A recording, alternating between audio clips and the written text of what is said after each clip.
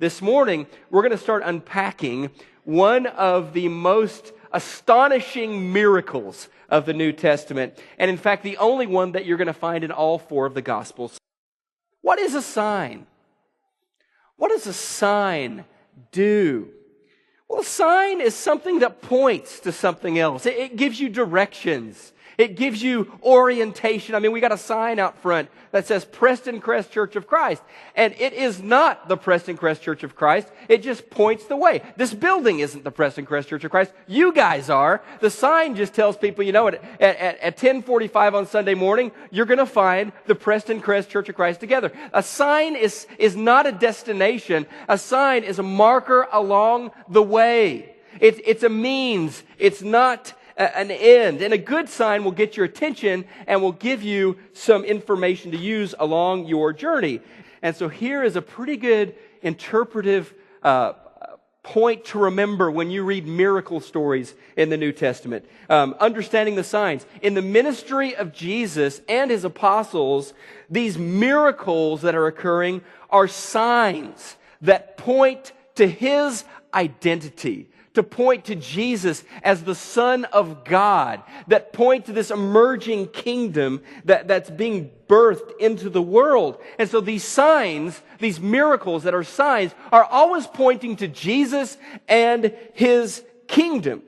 The first key to reading the signs this morning is that the God of the universe chooses to work in partnership with people like you and me.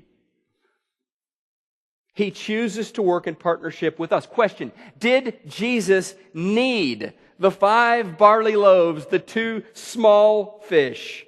And I love the way the story points out that the fish were small, as if, if they were larger fish, 5,000 would be no problem.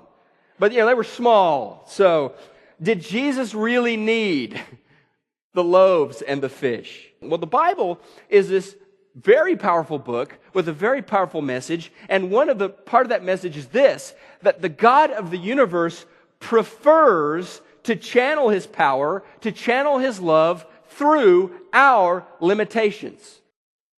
When you really get to know Jesus, you see pretty quickly that He has chosen to use you in spite of, better yet, because of your limitations. Number 2, reading the signs. In order for Jesus to work through me, and we've talked about this lately, I have to release control. I have to release control. When Jesus takes into His hands the boys' barley loaves and fish and prays over them and gets His disciples to pass out the food, the miracle happens. It all starts when the boy hands over the loaves and hands over the fishes. And so John is going to use 3 verbs here in verse 11. He says that Jesus took the food, that Jesus gave thanks, and that Jesus distributed. That's how He works. Now, for me to partner up with God, for me to experience this multiplying power of Jesus, I've got to release control. That means, obviously, that I've got to trust Jesus enough to turn things over to Him. The third thing this morning about reading the signs is so important.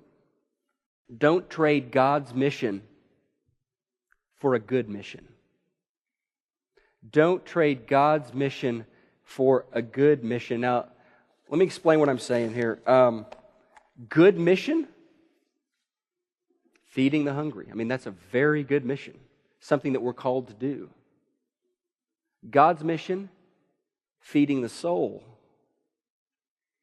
Good mission, healing the sick. God mission, healing the soul. When we just stop at good missions, Jesus says we're missing out on the God mission.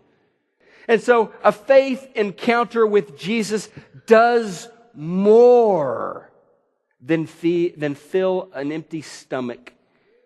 Does more than heal a hurt.